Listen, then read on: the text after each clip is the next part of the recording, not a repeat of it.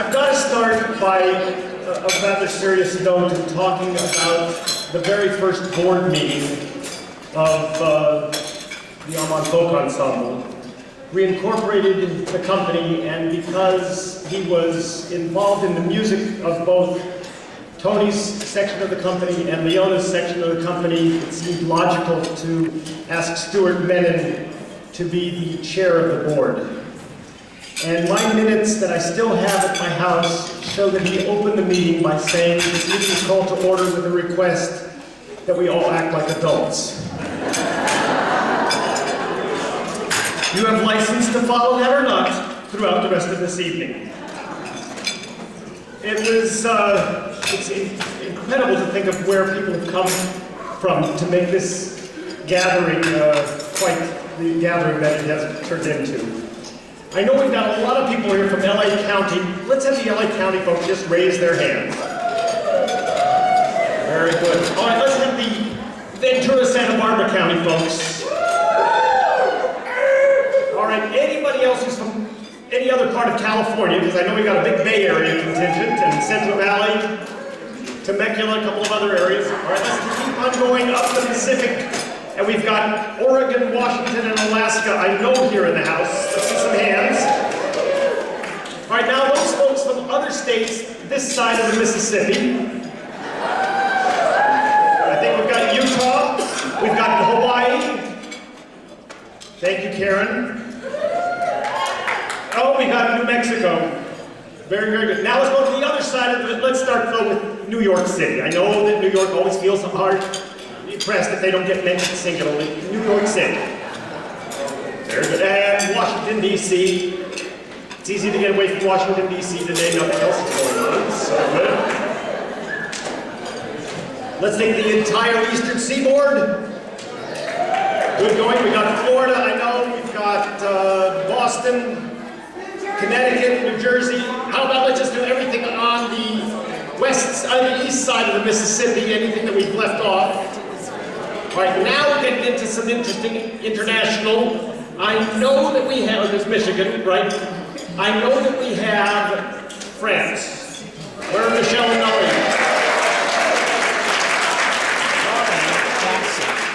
We have the Netherlands. France and here. London.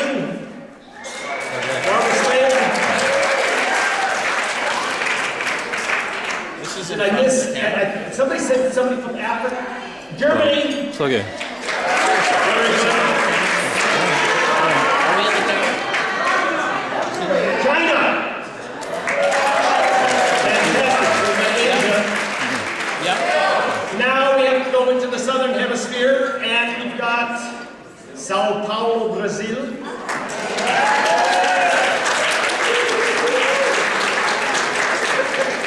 And I don't know if we have anybody from Africa or not, do we? No. Next time. All right. We have to reorganize this for a few years from now.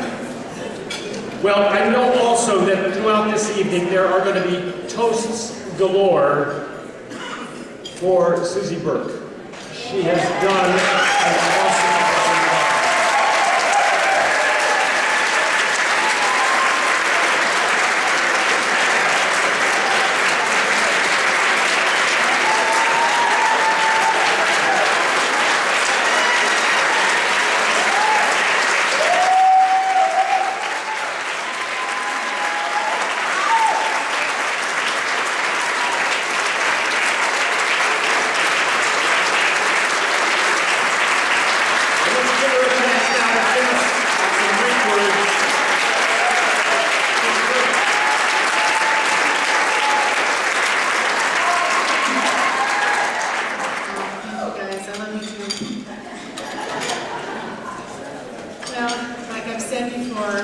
This has been quite a journey, and it is not one that I've taken alone, nor is it one that I did all the work on.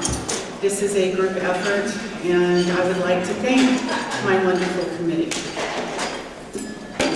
My second in command, the head of the finances, and someone she's been my right-hand person, Barbara Gordon. Please stand up.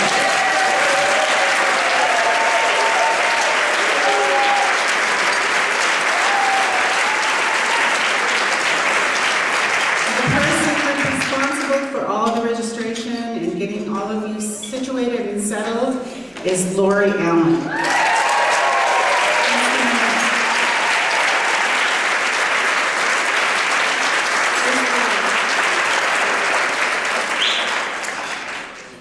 Oh, there it is. Next up is my sometimes better half, Mr. Billy Burr.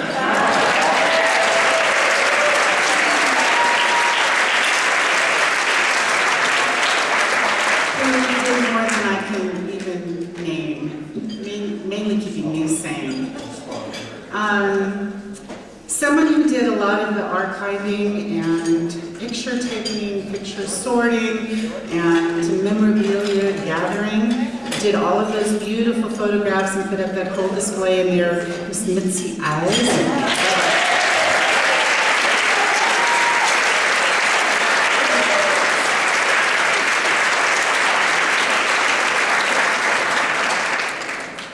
And the person responsible for hunting all of you down is Louise Weiler.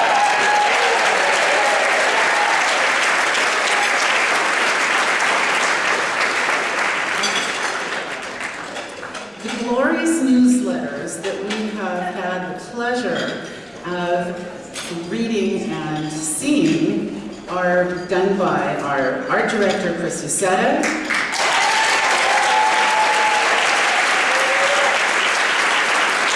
and our editor-in-chief, Rhonda Berkeley.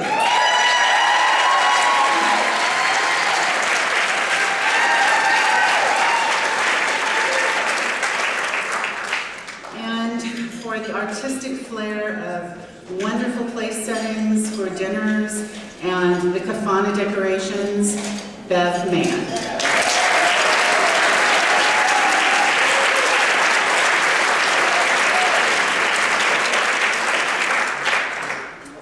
And the person that has been pulling all of the music together, hours and hours of phone calls and gathering charts and dealing with sound and everything else, John Zaretsky.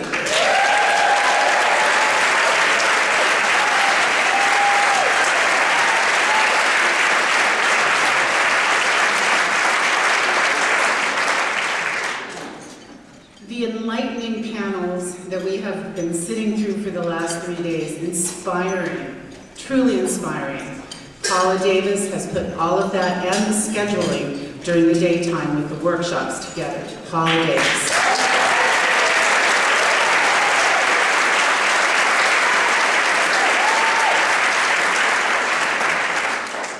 And our kafana maven and so much more, very helpful in every way and so busy this weekend doing performing and trying to get the bands to be on time, Trudy Israel.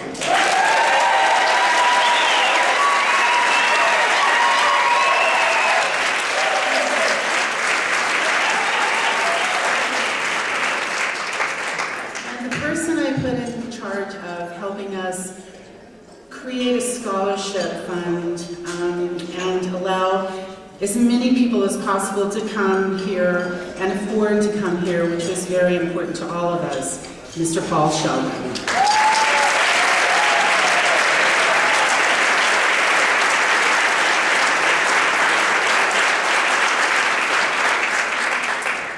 Now, when we first started this, all of the proceeds, the extra proceeds, if we had any at the end, were meant to go to the Mendocino Folklore Camp and to help our scholarship, which Chris touched on a little bit. And as you know, it's something near and dear to my heart, as all of those kids back there are to me. I'm going to get off. But what we did was the silent auction was supposed to be that avenue that all of the money that we made from that silent auction did. And Patty and Bev, Patty Ledner, I guess Feingold Ledner. She put that whole thing together and came up with about 50 items. And I do want absolutely acknowledgement for that, but also Bev and her work together very, very closely throughout the year. And I would like to acknowledge them both and give them big thanks.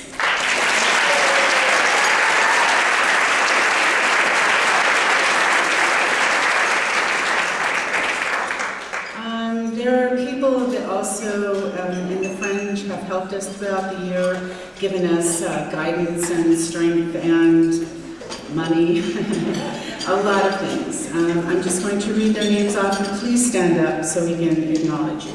Michael Alexander, Sally Confer, Sally Cullman, Bonita Edelberg, John Filsich, Evelyn Hoffman, who is not here, Ken Moss, Susie North, Ian Price, Terry Prezant, Mady Taylor, and Jean Zern. I'm not sure if she's here. Please stand up and take it.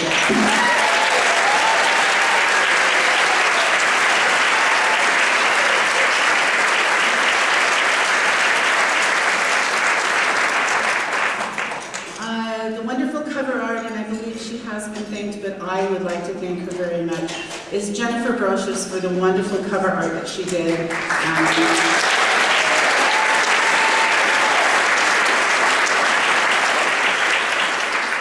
And lastly, I would like to end again with those young people in the corner.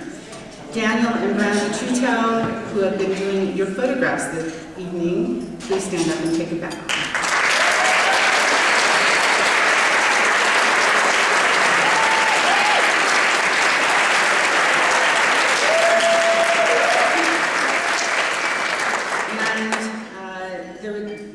Decorating and general work crew, because none of us really wanted to do all that much work, are Sean Burke, Clarissa Miller, Antea Peter, Ariel Powell, and Ilana Stowe.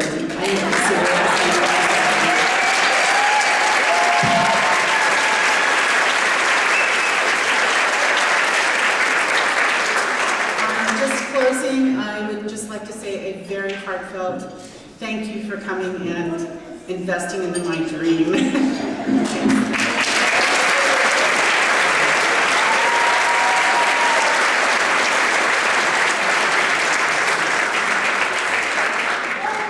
I know I'm speaking for every one of us in thanking Susie again, and we will do it at least one more time throughout the evening, and all of the volunteers who picked up the ball. And I think that's part of what made AMAN itself so special, is how many people picked up. Maybe it was Tony, you're going to be a director of this and that. So no one got a director of garbage, but we all had jobs and rose to the occasion whenever assigned things.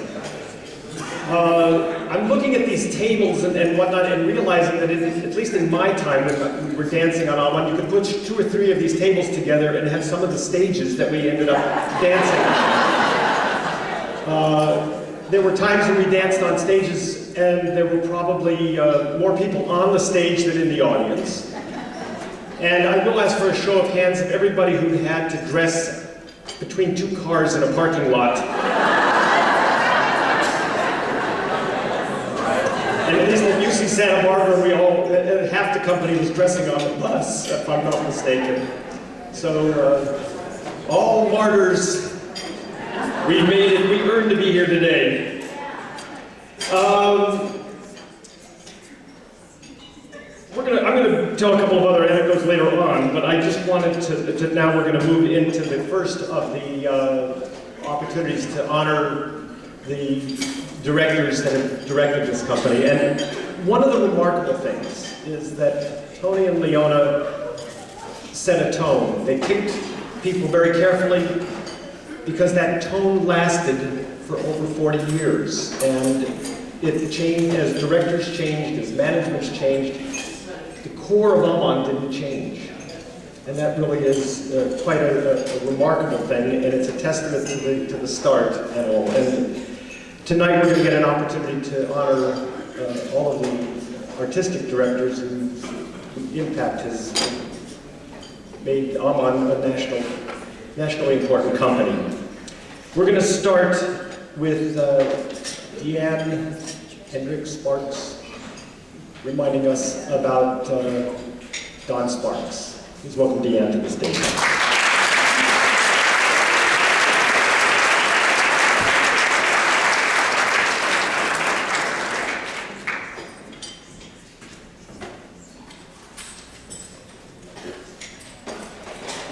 Thank you so much for honoring Don in this way. I know that being here would have really meant a lot to him, because AMAN meant a lot to him. I'm nervous.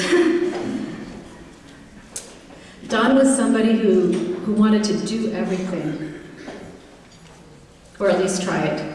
He was extremely gifted, and AMAN was the perfect playground for someone like him, because through AMAN, he was able to sing, to dance, to play music, to choreograph, and direct.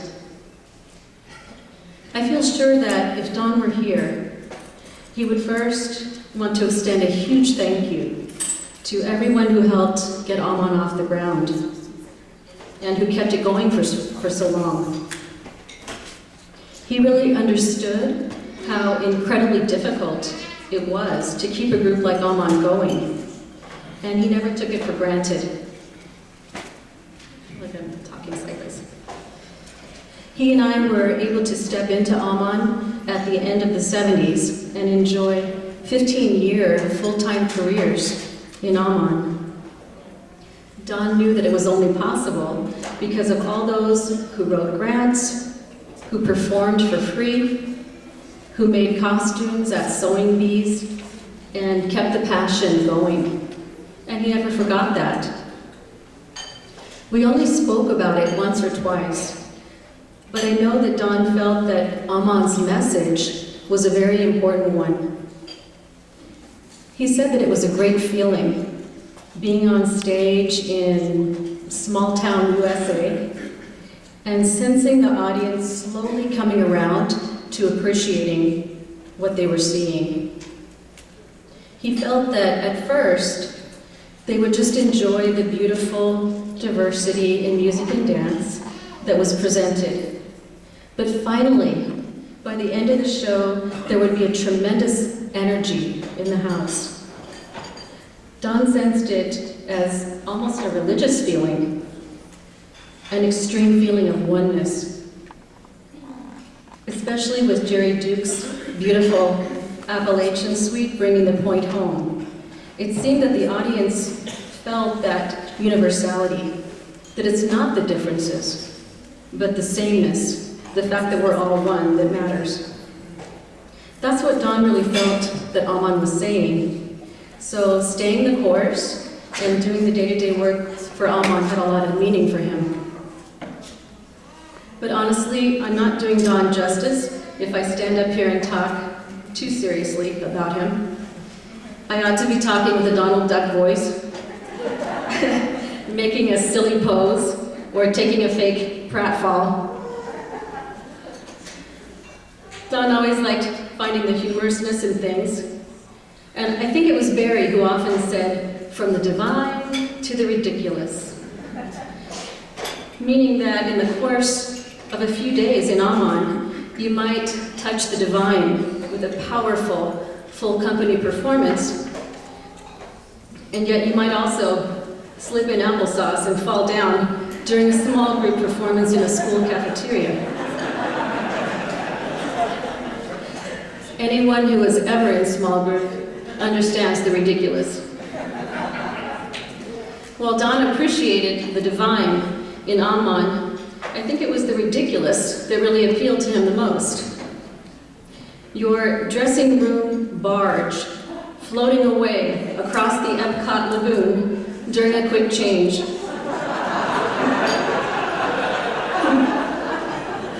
Nailing ourselves into our dressing room in Nome, Alaska to keep out the natives. Receiving a report from Yemen that the theater was ready for our performance, but 3 goats were living in the dressing room. Dropping trow just as a class of first graders walks through your hallway dressing room at a school. Some of the things that happened to us could only happen in AMAN, and could only be understood by someone else in AMAN. Don loved the hilarity, the unpredictability of it all, and one of his greatest gifts too was keeping us laughing all the way. Don loved remembering those crazy AMAN stories, and he never tired of reminiscing about them. I feel certain if Don were here, he would suggest that even though we can never hope to have such a glorious gathering, as has been planned for this weekend, we could still get together again informally, just to share our stories. In that case, all that we'd need would be a big room, some wine, and some time to share some incredible tales. We knew our stories from our time in Amman, but we probably don't know all of your stories. And I know that Don would have loved to savor the collective remembrances that we all have about our time in Amman. So I hope that sometime we can do that. If there was anything about Amman that frustrated Don, though, it was the fact that he felt that the world didn't appreciate ethnic dance as much as they did ballet or modern dance. He would get really angry about that, in fact. I think it's because before Amman, Don did perform in ballet companies and in musical theater. So it greatly annoyed him when some people didn't have the respect for folk dance and music that he felt they should have. If someone would appear in Dance Magazine, for example, that Don felt was unworthy, he would always say, that should have been Amman. We did get our time or two in Dance Magazine, but I know he felt that we were often overlooked by the dance world. So I think he would have loved the film that I saw this summer at a Hungarian dance camp in Seattle.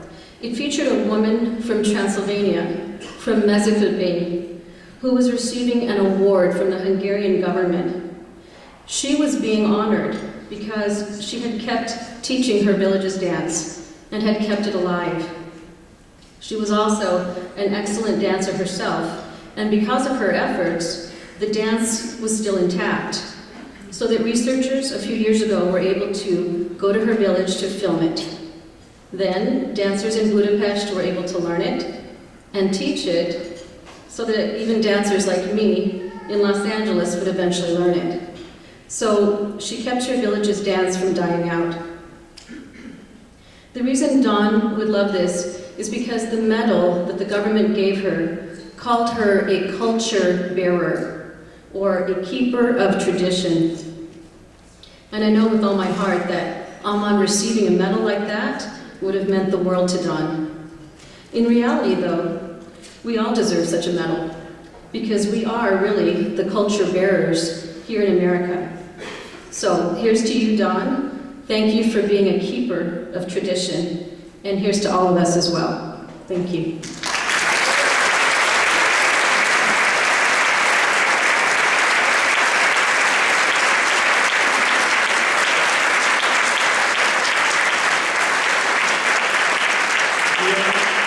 I'd like you to have this plaque, and we all want you to take this plaque on behalf of Don, and it reads, dancer, musician, researcher, choreographer, and artistic director of the Amman International Folk Ensemble, in appreciation of excellent stewardship, inspiring artistry, and enduring passion for folklore, with sincerest gratitude, the AMAN Alumni 2013.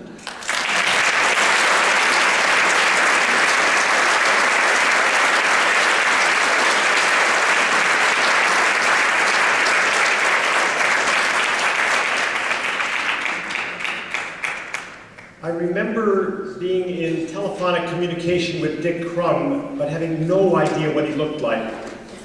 And we did a performance, I think it was in Sacramento. I knew he was going to come to the performance, and this cherubic guy comes walking across the stage, and I looked at him and I said, Dick Crum? And he nodded, and it was my first face-to-face meeting with him. And he has had a profound impact on the Amman Folk Ensemble. And Katja McLean is going to be sharing some reminiscences about Dick Crum.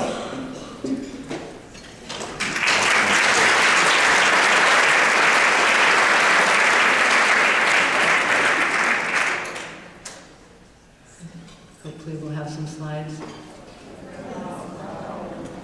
It's my honor to speak about Dick Crum, brilliant linguist, amazing dancer, producer of wonderful choreographies for Amman, friend and mentor. Dick grew up in the ethnic communities of St. Paul, surrounded by multiple languages, music, and dance. He started dancing early, especially ballroom and Mexican, as you see here, while pursuing his study of languages. He went off to Pittsburgh, where he was adopted into the Bulgarian community while dancing with the Duquesne Tamburitsins. This also took him to the Balkans, where he experienced living culture and stage folklore at an early age, as well as immersing himself in the languages of the area. Dick completed a degree in Slavic, worked for the Tammies, and became a folk dancer teacher extraordinaire. He knew more than any of us, but gave freely of that knowledge with a lovely sense of fun. He taught at our festivals and camps, transmitting interesting dancers while amusing us with catchphrases like mixed pickles and the presence of Harold Underfoot and the ethnic police. He was loved by students and teachers alike. Coming to Los Angeles in 1972 brought Dick into the LA and Alman family. He shared our lives, our celebrations, our music and dance.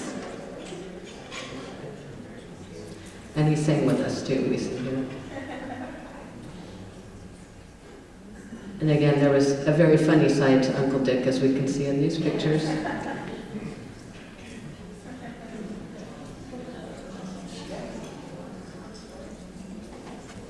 And he even married some of us. He started doing choreographies for Alman and became consulting artistic director in the late 70s and early 80s. His contributions to Alman include a new choreography for lauded, and we can see the rehearsals here in the slides. He also brought us several Romanian dances, including the beauty that is Oaș, and we'll see that in a minute in Sal's lovely photograph that he took from the overhead view. So we're going through lauded here. Finally, he brought my second home, Bulgaria, alive with his staging of the ritual Lazaruvene and dances from the Shob region of Bulgaria. We're going right now through Romania. Dick challenged us. He wanted us to sing, dance, move, and think like Croatians, Romanians, or Bulgarians. The beauty of Dick's choreography drew from his deep, authentic knowledge of the source cultures and the contributions made by the many native choreographers that he had studied, and his ability to bring his own unique vision of visual beauty to the stage.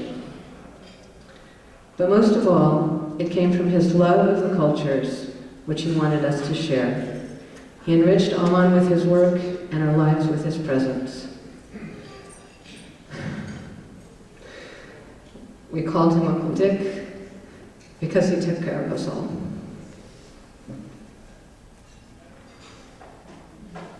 Thank you.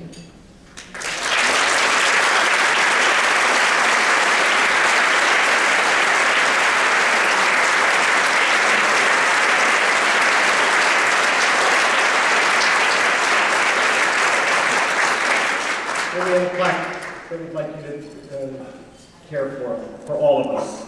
That again recognizes Dick Crum, folklorist, researcher, educator, choreographer, and artistic director of the Alman International Folk Ensemble, in appreciation for excellent stewardship, inspiring artistry, and enduring passion for folklore. With sincerest gratitude, the AMAN Alumni of 2013. Thank you very much.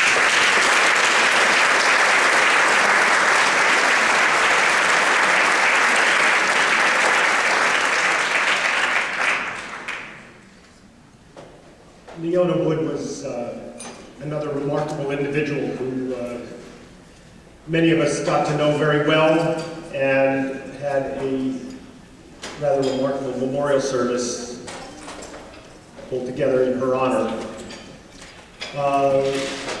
Without going into long stories on my part, I'm just going to say that she's the only person I know who had as her favorite color cherry black. To tell us other things about Leona, please welcome now Samira Haddad Tamer and Marty Lawler.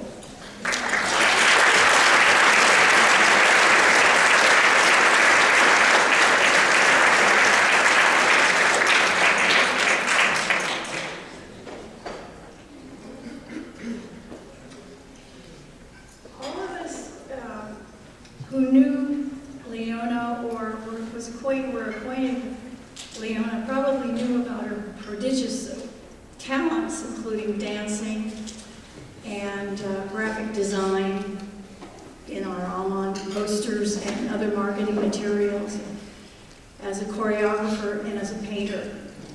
Tonight I'd like to talk a little bit about how generous she was with the people that she worked with, sharing and helping. She taught me about how colors were affected by light on stage. She taught me how to lay out an ad or a poster, and lots about costumes. And she even helped me with personal problems, and I felt really helped me a great deal grow up. She taught several AMAN people painting. For example, Gloria Rock and Susan Marshall, Robin Friend. She taught Aisha to appreciate her culture as an Arab and feel proud of herself. These are just a couple of examples, a few examples. And her imagination and creativity inspired us, opened doors so that we were able to do a lot more ourselves. And so I just want to tell you that I'm very, very happy and very proud that AMAN is giving her this award.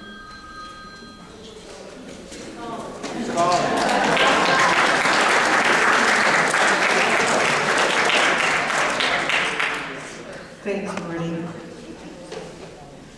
I can't begin to go into the experiences that I had from Leona and how much I learned from her.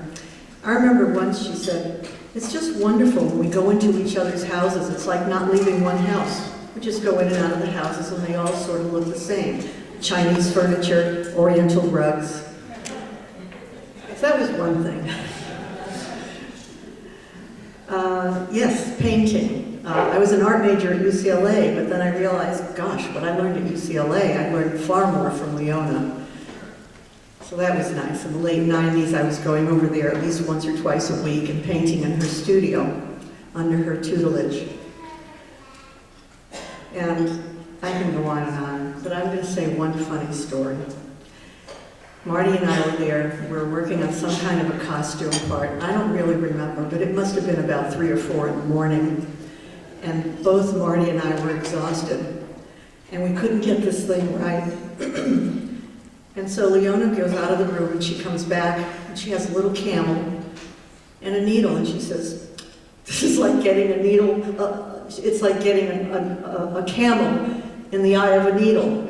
And I rolled over in laughter. Marty looked at it and she rolled over in laughter, and the three of us were just rolling on her floor in laughter. I don't know where she got a tiny camel like that, but she got it somewhere.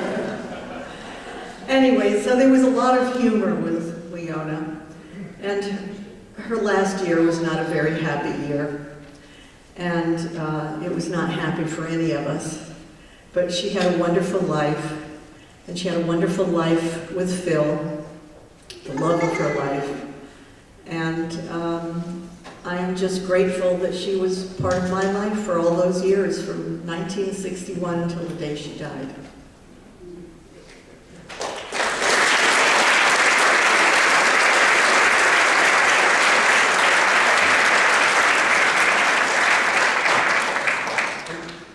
We trust that one of you will take care of this for all of us. It says, Leona Wood, fine and graphic artist, dancer, researcher, choreographer, and co-founding artistic director of the AMAN International Folk Ensemble, in appreciation of excellent stewardship, inspiring artistry, and enduring passion for folklore. With sincerest gratitude, the AMAN Alumni of 2020.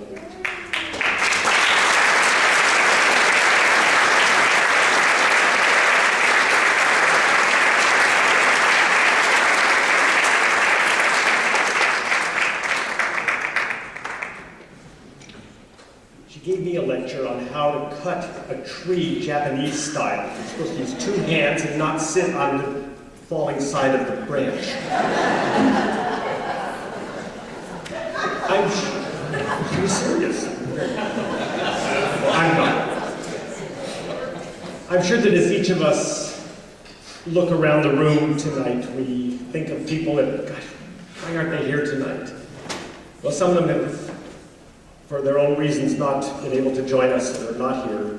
Some of them we've lost and couldn't be here at all. And Susie North is going to introduce a slide montage for all of us about some of the many friends that we have lost. Susie? AMAN was lucky to have so many friends and supporters. They really were the wind beneath our wings. A number of them are no longer with us. Tonight, we recall their hard work and encouragement. They remain in our hearts. And, very sadly, many performers who graced the AMAN stage did not live to celebrate our 50th anniversary with us. They're here in spirit. We miss them, we mark their passing, and we honor their memory.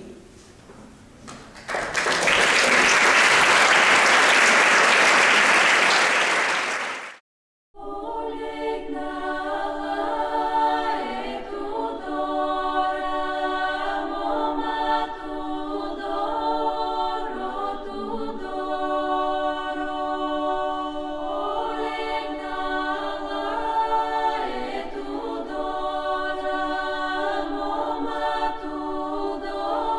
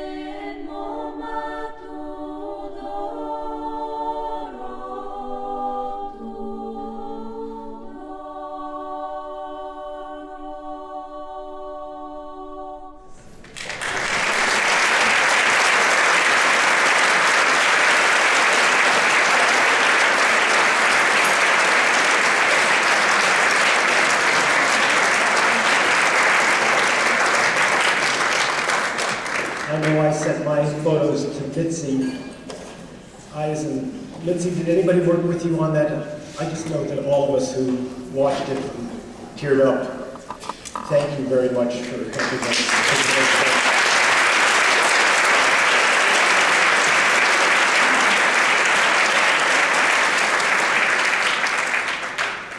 I maybe should explain why Bill Ginsburg, the attorney for Monica Lewinsky, was on the list there.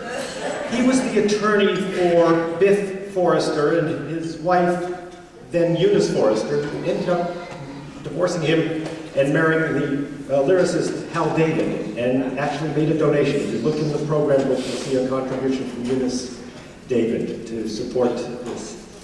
Well, Biff Forrester ran Anthony Pools, and Ginsburg was his attorney, and Ginsburg took me to Mexico City because he thought he had an in there with some mafioso who would help us get a performance at the Bellas Artes. And we got put off long enough that I ended up having to spend the night in Mexico City, and I may be one of the few North Americans who got to watch the opening ceremonies of the 1980 Olympic Games because the US boycotted our games in Moscow. They were shown in Mexico, but North Americans missed out on it. So that's why Bill Ginsburg is in the photos. The California Arts Council, colleagues of mine, have prepared a proclamation that I'd like to read to you that we're going to be able to give to the artistic directors of AMAN that are here tonight. Gotta go to those grocery store reading glasses again. I'd like to read this all to you. Whereas the AMAN Folk Ensemble was founded by Anthony Shay and Leona Wood in 1963, or was it 1964?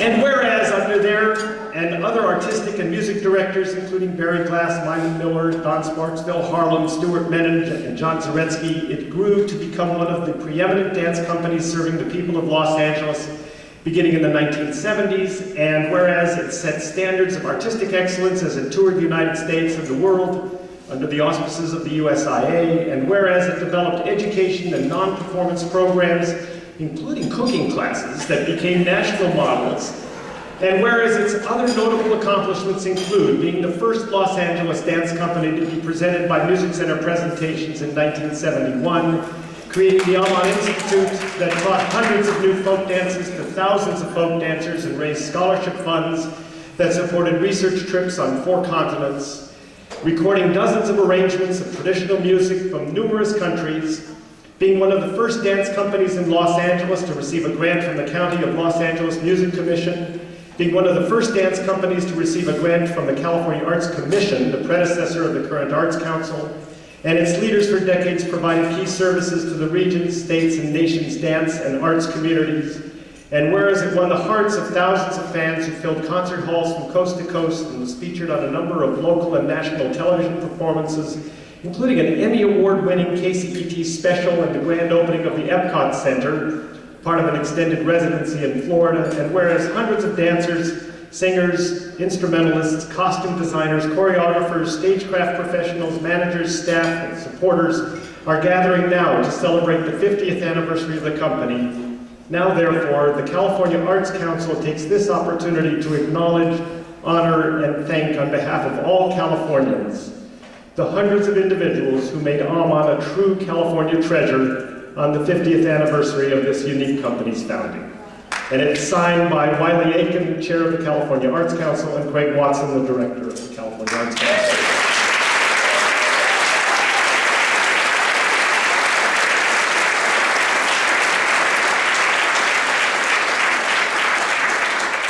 And I'd like to present this first one. I'll come down in a moment and present it to Tony. We have another one here for Miamon. We have another one here for Barry. And I also want to make sure that we give one to Susie, because she certainly made it possible for us to have this kind of job. So thank you.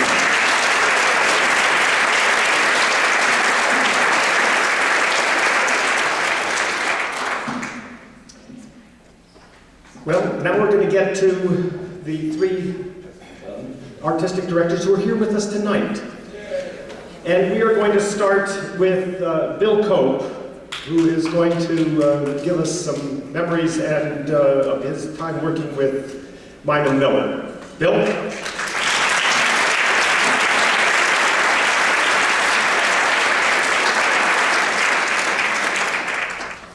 So I could start out by saying it's an honor, but it is so much more than that.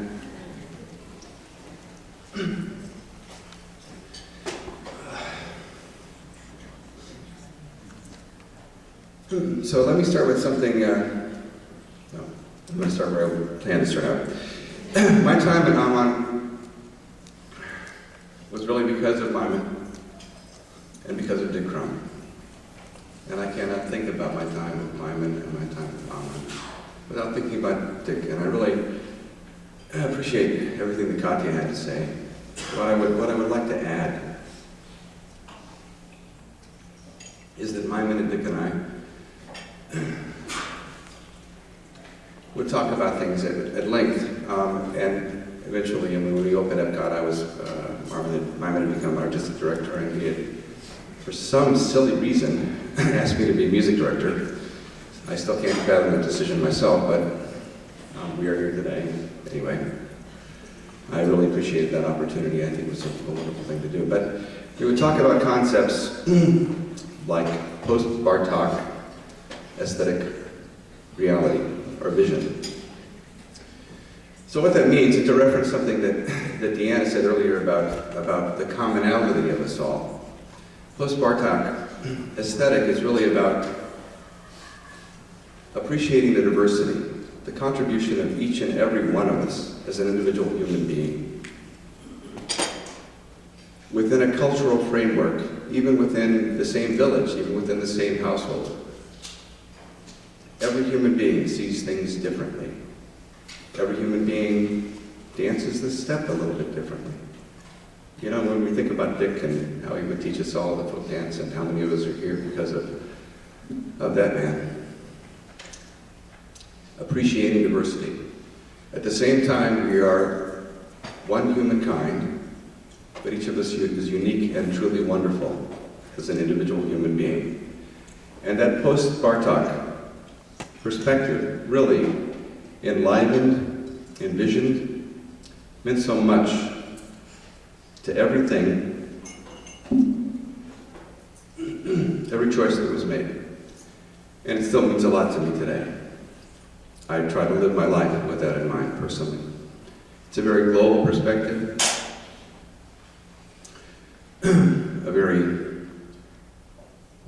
that's a global perspective, that's enough said. So with that as kind of a serious opening, let me say that my advent to AMAN was not quite so serious. I happened to visit a performance at Zellerbach, and both Miamon and Ton Sparks encouraged me to play for an opening of a suite that actually had a piece of galvanized pipe that Don had somehow attempted to fashion into some kind of horn that should open a particular suite. And while I did have some brass chops, I wasn't really prepared for this particular event. I tried it out a little bit in advance, you know, it seemed like I could make a couple of notes, you know, okay. But so, okay, this is one of the most embarrassing experiences of my entire life. We get to the performance, the curtains open, and things didn't work as they were supposed to. It really was a screech more than anything else, nothing even approaching music. And nonetheless, even after that, that gentleman invited me to join AMAN.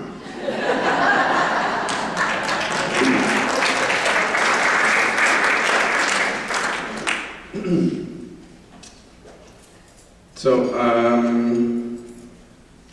okay, I'll just say it to you later. This is a quote that will speak to some of you, and to some of you it will offend you. And be that as it may, I think it's important. Miamon and I have talked about this particular quote. It's a Frank Zappa quote. Now, honestly and frankly, I have never really enjoyed Frank Zappa's music, personally. But when I read this quote, it was something that was in my heart. It is reminiscent of some other quotes that all of you are familiar with. Maybe some of you have heard this before, maybe not, but information is not knowledge. Knowledge is not wisdom. Wisdom is not love. Now that's usually where it ends. But Zappa's take on it was, love is not music. And music is the best.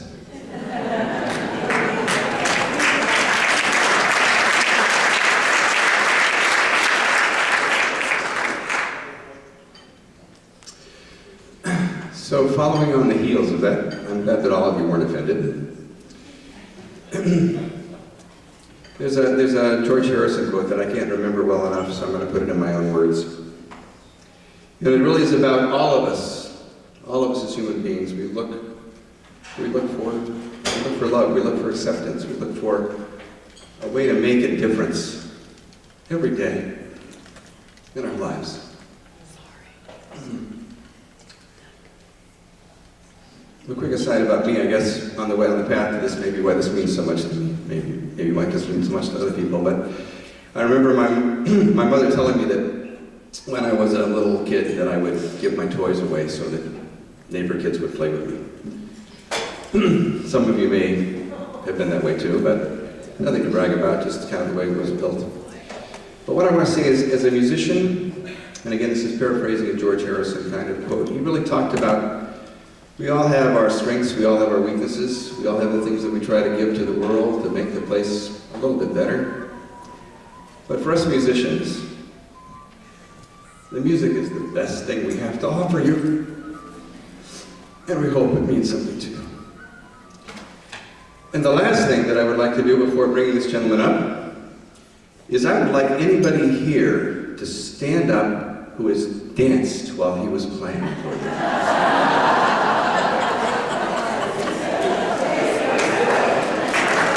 Mr. Miller, Mr. Miamon Miller,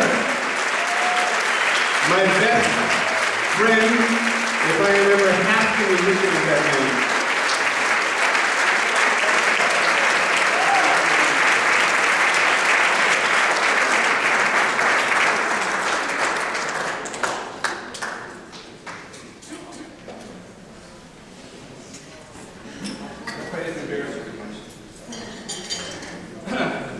Too bad. I am who I am. Miamon Miller, musician, composer, researcher, Fulbright scholar, and artistic director of the AMAN International Folk Ensemble. In appreciation of excellent stewardship, inspiring artistry, and enduring passion for folklore. With sincerest gratitude, AMAN Alumni 2013.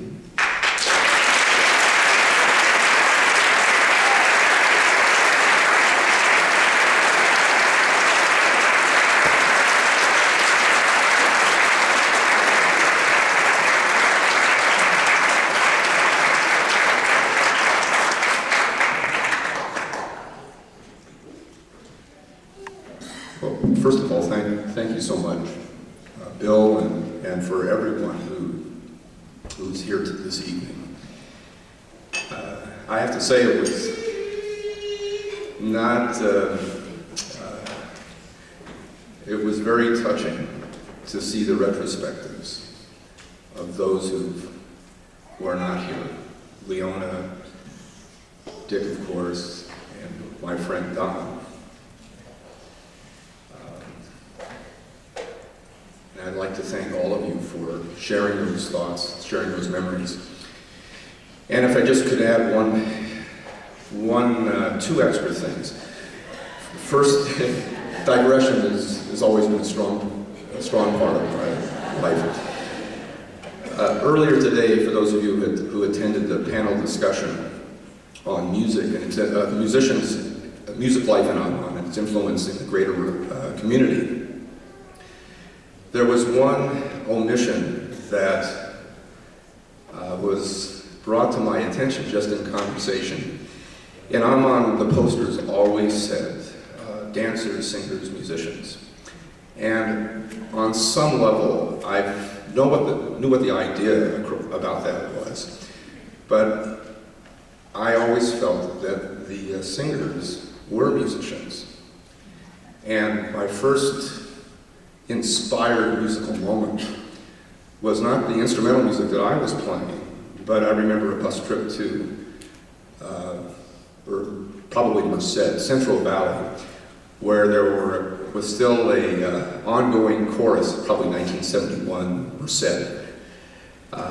And I just remember sitting in the bus, and all of a sudden, a group of women started singing the Bulgarian songs, similar to what you were hearing in Memorial. And I was dumbstruck by the beauty. This to me is just one of the aspects that made AMAN such a special institution. The passion of the people, the artistry, and just the gift of doing all of this together, sharing in the moment. And I think I was lucky beyond all measure to have stumbled into this group, just strictly by accident, and had enough good sense, at least for a period of time, to remain in the group and just grow with it, and at times help to direct it. But it was just an inspiring experience. And I'd like to acknowledge and thank so much Tony and Leona especially and all the people surrounding who made my entry into the group such an easy one, a natural one, and one where I was allowed to grow, and one where so many of us were allowed to grow and expand. Thank you all very much for making everything possible.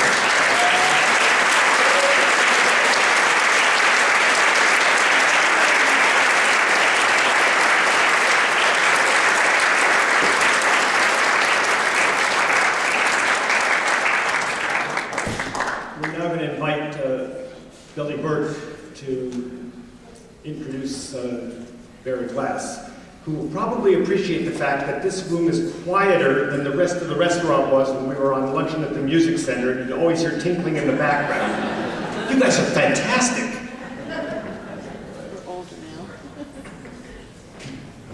Well, before I talk about Barry, I'd like to mention I'm delighted this thing has turned out as it has. I'm going to be more delighted not to wake up. I'm going to be more delighted not to wake up at 3 o'clock in the morning and see the light on the ceiling and go, oh shit, it's morning, I'm tired. And it's not, it's Susie's computer open. Emailing, scheduling. So anyway, I'm delighted. At 21, my parents were going through a thing. I danced with every group in the city, San Francisco area. It was time to move on. Through Barry and Bonnie and people talking to me the year before, LA was the place. So I had 60 bucks in my pocket. I had my Dodge 440 station wagon I bought from my dad, and I headed south. I called from Santa Barbara, Avis Tarvin, old-time folk dancer. Got a place to stay? Sure, come on down. In LA for 4 or 5 weeks. Went to the First Institute at Plumber Park. Approached, joined the group. Okay, cool. Michael Alexander and Barry brought me into the Bagley house. I roomed with them. We moved on to the infamous Suburba house. Oh, yes. Barry just plain supported me. I came to LA incredibly naive, really immature, bright, but not very smart. I think one of the banes of becoming more mature, we don't use the O word, becoming more mature is you remember a fractions of the stupid things you've said. And God, of the things I can remember are a fraction, I'm scared to death. But through it all, Barry was my friend. Barry supported me. He supported the young ladies that I would bring into the house. Even the noisy ones. The screamer is what you call them.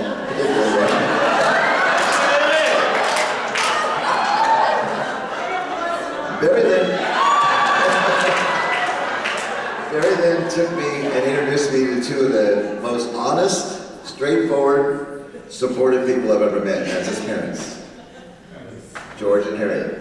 I knew Harriet was honest because at one point she said, "Billy, you're a bore." And George said, "Billy's a lot of things, but boring ain't one of them." Took me to Ohio when they finally moved to Ohio, and Barry had been raised working the stables, so we went there, and I got a horse, and I was doing the whole stables bit. And I met a young lady who was 16, I was 23, and I know she's one of the most honest people in the world because she called me a pompous ass. Had that opinion for a few years. And eventually, she got over it, or I got over it. I'm not sure what changed, but we've been married for 34 years.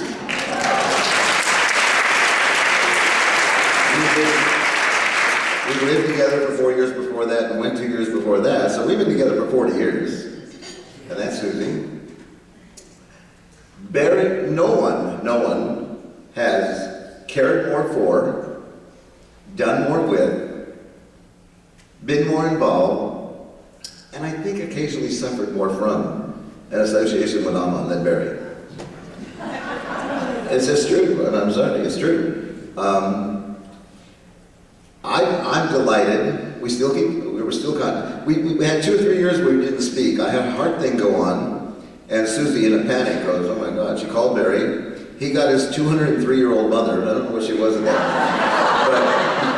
point, but they were, and she never left Ojai.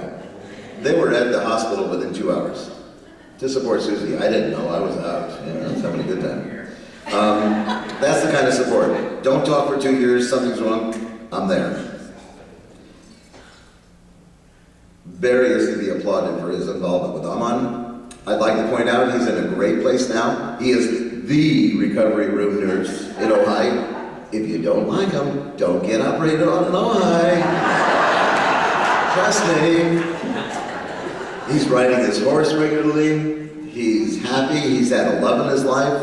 Unfortunately passed on, but it was someone that loved him and cared about him and said, "You are a person of worth," and that's what he needed. And I'm delighted to be the friend of Barry Glass.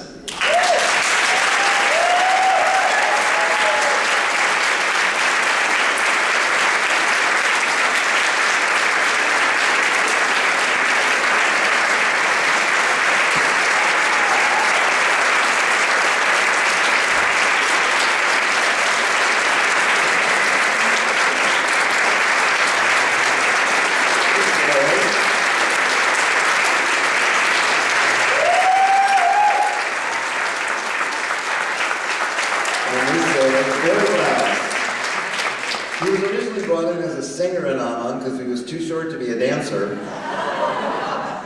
Proved that wrong. Singer, dancer, choreographer, NEA committee member, and artistic director of the AMAN International Folk Ensemble in appreciation of excellent stewardship, inspiring artistry, and enduring passion for folklore.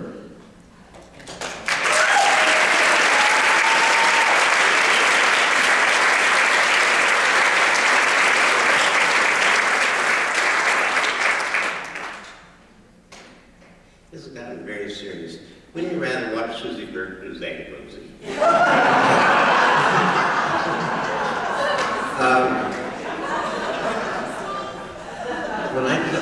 I want you to know that I celebrated this year by starting to collect Social Security.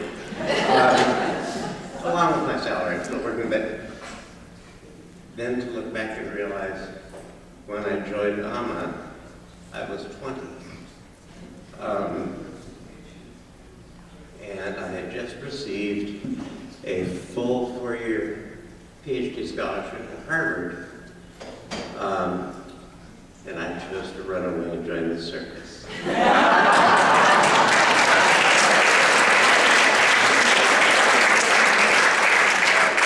I want you to know that at no time in my life have I ever wished that I had gone back to Cambridge to do that, because how many times can you teach the Iliad and the Odyssey without getting bored?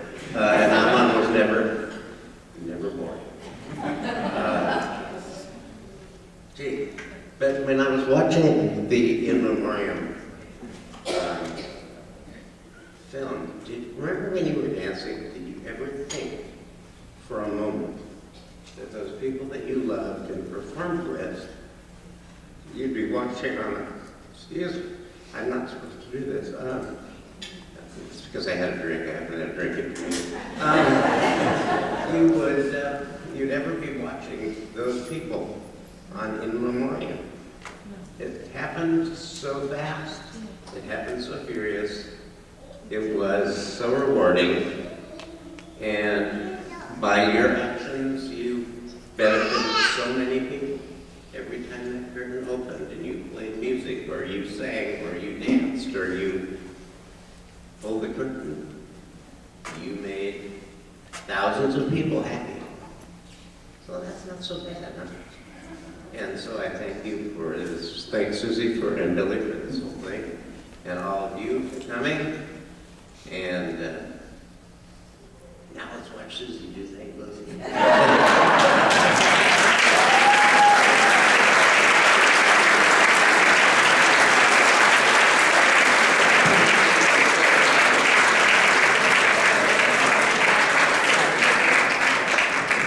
Two things about Barry.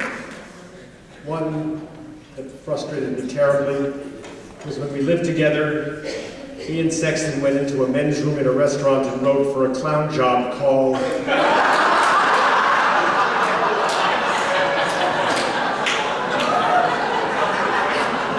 I got a call. But the other, on a more serious note, when he, and I'd already done some of my own service for the National Endowment for the Arts, but when Barry came back after, I don't know which trip of his, to serve on a National Endowment for the Arts dance panel, he said the responsibility he felt for other dance companies' futures were put in his hands for a few hours, and the responsibility to be honest and honorable and to do a thorough job, because companies' scores affected their grants. A National Endowment for the Arts grant was often the way to future grants from private sector donors who couldn't have the kind of quality verification systems that the National Endowment for the Arts had. And when he talked about that, and I heard him saying that, it was such an important lesson to me, and I really appreciate having heard that from Barry. Gosh, it's got to be 30 years ago, but thank you.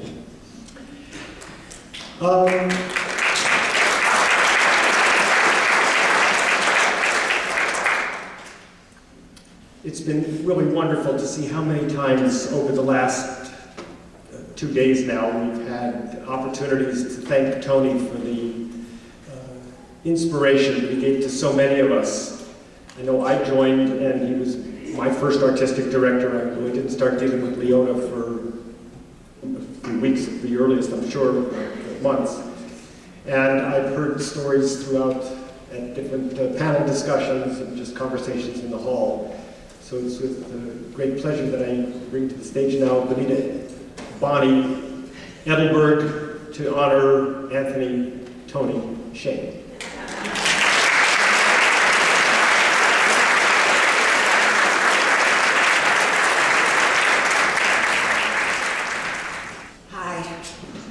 So I needed a little help there, not just because I'm old, but because I broke my ankle last year.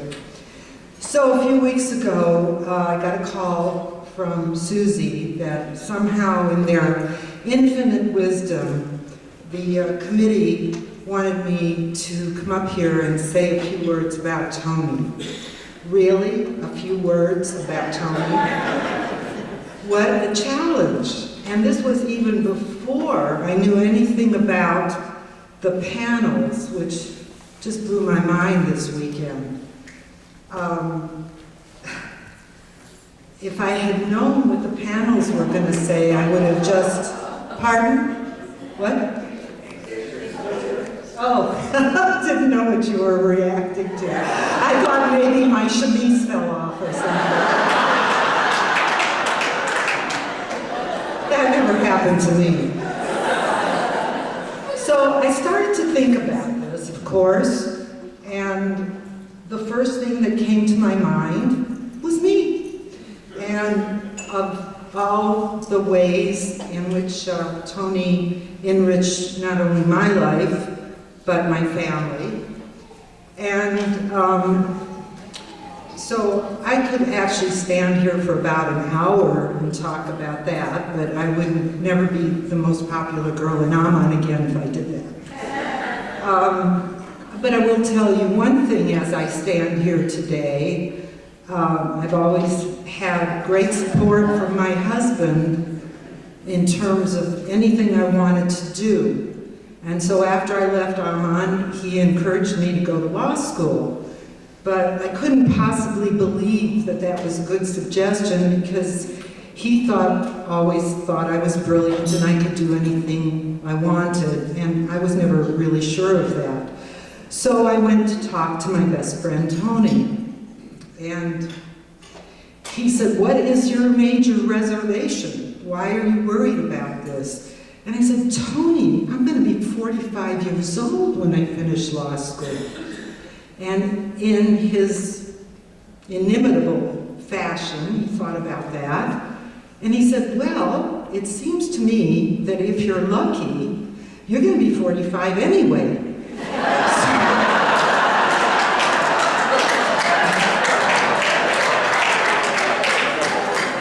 And he said, "So do you want to be 45 with a law degree or 45 without a law degree?"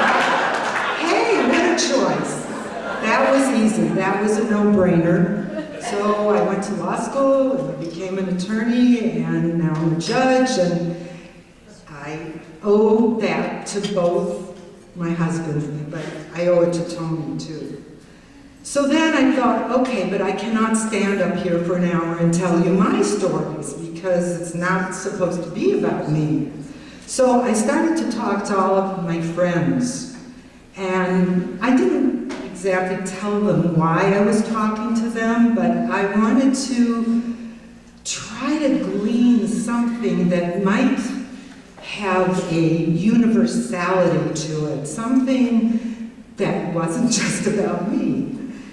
And the stories were awesome and similar in terms of how Tony affected everybody's lives, whether it was finding a spouse in Aman, or developing a talent you didn't know you had, or developing the talent you knew you had, and making a career out of it. The stories were wonderful, and there's one, and some of them are just funny. So there's one that I've chosen to tell, and this is Ken Moss's story, about missing an airplane. I'm going to shorten it a little bit. Missing an airplane and begging a flight attendant to get him on another flight right away. It was really important. And it was no, no, no, no. And Ken asked the guy, where are you from? I hear this accent. Where are you from? And he said, Serbia. Tamo de Lego.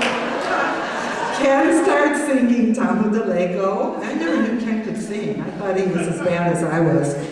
And the guy said, you, first class, now.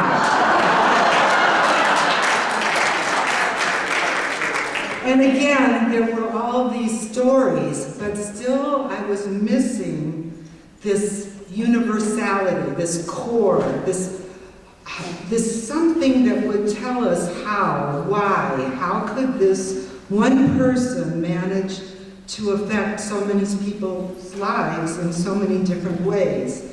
It started to actually feel like the quest for the Holy Grail, or I was on a mission to find the meaning of life. It just was totally overwhelming. A few words about Tony. Has anybody Googled him? I mean, I know this is about Aman, but just even post-Aman, it's like a gazillion books between 1999 and 2009. While he's writing all these books, I'm still trying to read the first 3 and can barely get through them. So we all know that he's a brilliant writer, he's a brilliant scholar, he's an internationally renowned lecturer, he's all these things. And part of that brilliance, I think, was that he always believed that anyone could do anything if they really worked at it, if they really tried to do it. And I think that's what inspired a lot of people, and he really, really believed that. And like all of the other people that have been talked about tonight, he was also incredibly generous with his time, his talent, his library, his resources, and his skills. And as you all know, Tony speaks many, many, many languages and speaks quite a few of them so well that he's often mistaken for a native of that country who's been away a while. And it was very joyous to see him interact on our trips together, and people would just respond so incredibly when he started to speak their language.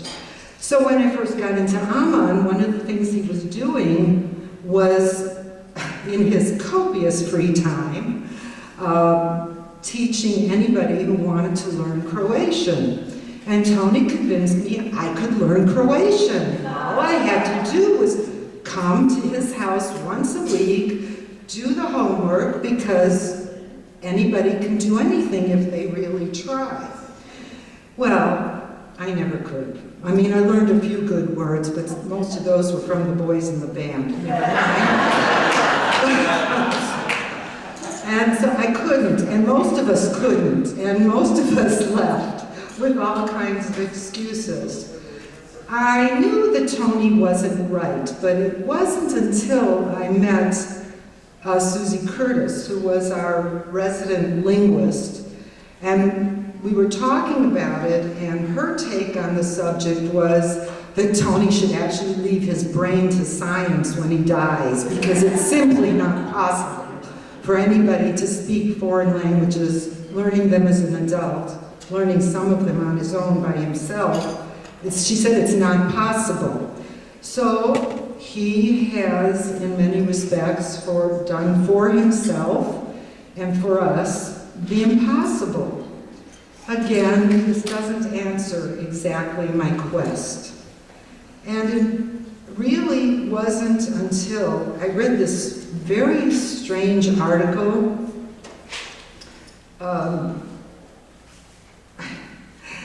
read this very strange article about an ethnic group called, if I'm pronouncing it correctly, the Yorubas. This is a group from Nigeria and West Africa. And they have an amazing belief. They believe in their religious philosophical system that some people are born with a very specialized talent, which they call a divine life force. And these are people who are born with the power to make things happen. They just make things happen. They make things come to pass. And the word that they actually use, this is true, I swear, because you can all go on Wikipedia if you think I'm fibbing. The word that they have for this kind of person, this kind of divine person or divinely inspired person, is pronounced Shay. And that was kind of the end of my search.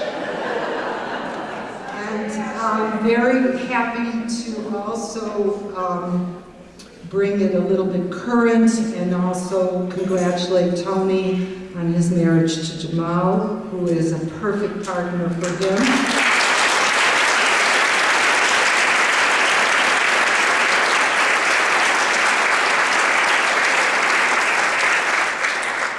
And I also have a very special treat. I'd like to now call up Jelko Jurgan from Lado.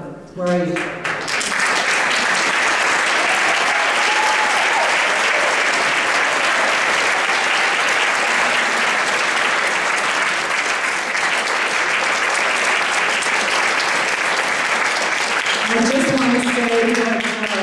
Jelko was in Lado from 1974 to 1986. We think we may have met, we're not sure, but we're in love. You all know it's not easy to do the show and go after you. With my broken English, it's not a very good spot. But anyway, I have to do it. That's a part of the job. First time I heard about AMAN, I was 18 years old.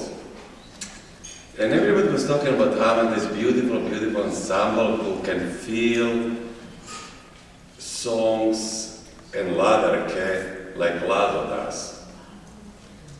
And then one day, the people from AMAN came to Lado, and I'm 18 and a half, and I look at these people and,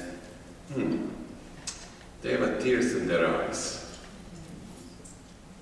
And I just couldn't understand, they don't speak Croatian, but they sing Ladar Kevitas and they cry. And then I said, oh my God, life is really beautiful. Then I met this gentleman over there in '86 when I was on tour here. We sat, we talked, and we were actually thinking exactly the same. We love the same music, we love the same costumes, we like the same musicians, more or less. Musicians. We'll talk about this later on. And then I felt that I'm blessed again. And I left Lado in '86. It was not my wish, but just happened. And you know what? And I was very, very lonely. Then I met some people here on this continent. Oops, no, I'm not going there. We were in Mendocino camp, we went to the kitchen and we sang Ladar. And again, I felt at home. And in this continent, I'm sorry about that, but I have many, many great friends, and many of these people came from AMAN. They're guests in my house, they stay with me, they drink with me, they eat with me, they dance with me.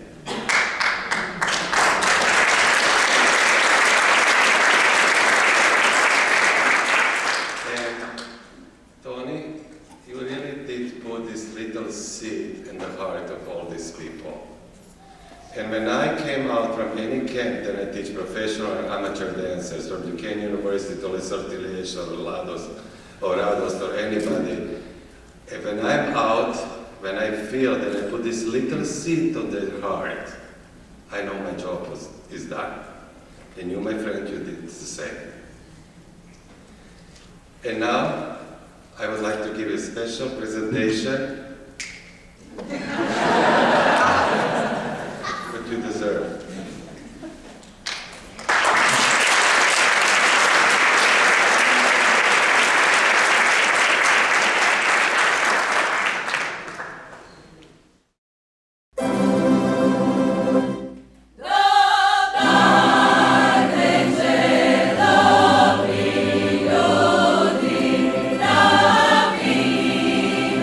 See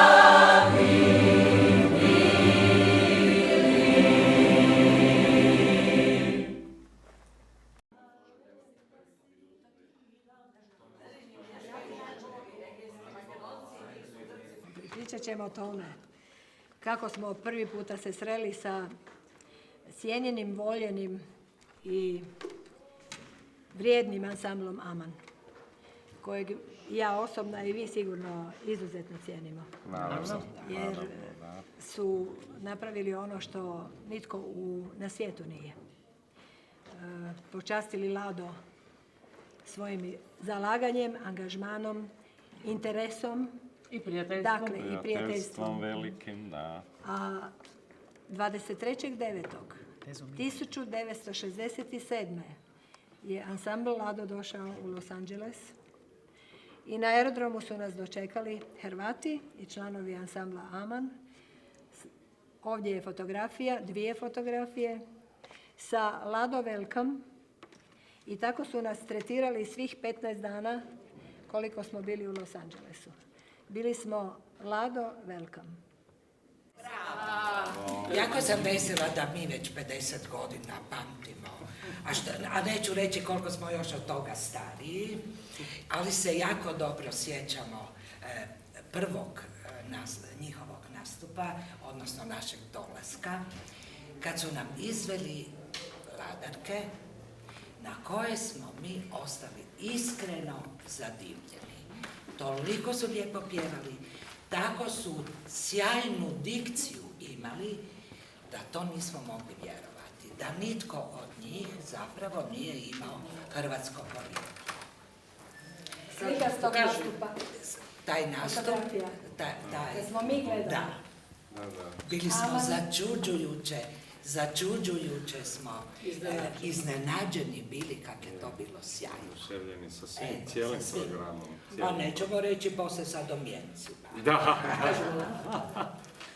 Toni i Bani su došli, isključivo, baš su došli povodom 40-godišnjice Lada, što je bilo predivno. To je, eto, jedan od znakova prijateljstva. Evo, to je kod mene, kod mog Ljube i mene u stanu, sjećaš se, Toni i Bani. Bani i Toni, you remember Bani?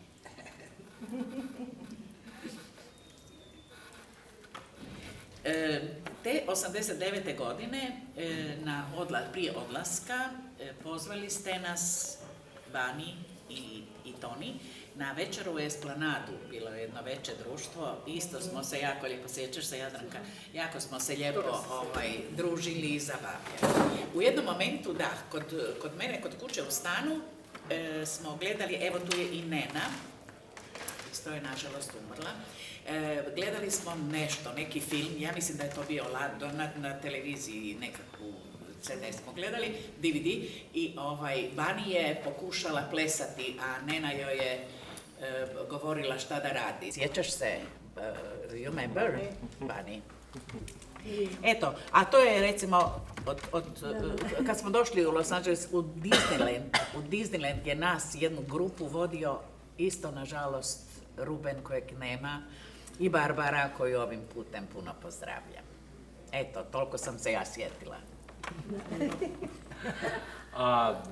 Ja bi se samo vratio na početak što je mene, ja sam bio relativno mlad u ansamblu. Svi smo bili. Da, nemoj se izuzimati. I kada smo na njihovoj toj priredbi, kad su nas dočekali, kako smo isto te plesove plesali, gledali smo koliko su oni dobri, a da ne govorimo o kostimima koji su imali krasne kostime. Sad je to taj ozbiljni dio, onda su počeli dolaziti tu i tako dalje, družili se sa Tonijem i Toni malo da idemo na vedrije, kako je ono što me fasciniralo, učili su hrvatski jezik i naravno njegov početni hrvatski, naravno... Je bio bolji nego naš engleski. Nego naš engleski, da, mi smo ga razumjeli, ali dobro, ima je ovako njegova jedna dogodovština na moru, negdje je jedna žena... U Dubrovniku, da, na plaži jedna žena je, dijete bilo zločesto, pa ona je valjda njega malo pugnula, dijete je plakalo. A Toni nama priča priču šta se dogodilo na toj plaži, veli, ono je vritišlo, a ja sam bio ljut na njoj. Mi smo to, onda smo malo gledali, onda smo posle nam objasnili šta se dogodilo, to rekao šta je, na koga je to ko vritišle. Od srca čestitam svim Amonovcima 50. obljetnicu, isto tako kao moji prijatelji pamtim 67. godinu, njihov veličanstven doček. Pamtim sva prijateljstva koja su se još do dan danas održala. Eto, nedavno su bili Bonnie i Bob kod mene prije koliko godina, to se ne sjećamo. To je bilo zadnje, ja sam puno toga zaboravila, ove cure su moje puno mlađe pa onda više pamte.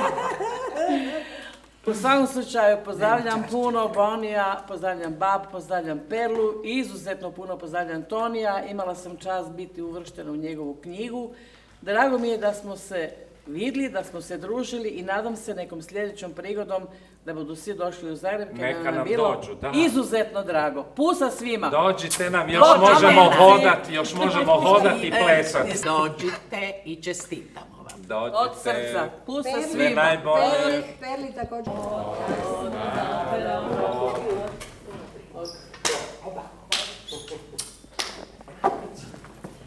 Dear AMAN friends, we would like to congratulate you on your 50th anniversary. Ensemble Lado has always been touched by and have admired your love for the Croatian tradition. Your skills in singing Croatian songs were incredible. Beauty of the culture is to connect people, and our friendship is a valued gift in our life. Also, we would like to congratulate Tony Shay on the award he will be receiving. Tony is a very special person. He is like a treasure trove of knowledge on different cultures and traditions. Dear Tony, thank you for your faithfulness and having been with us for all these years. We treasure you and we are proud to have you as a friend. Volimo te. Dragi naš Toni, dragi prijatelji iz ansambla AMAN, u ime našeg ansambla Lado, od srca vam čestitam 50. obljetnicu rada. Živjeli! Congratulations!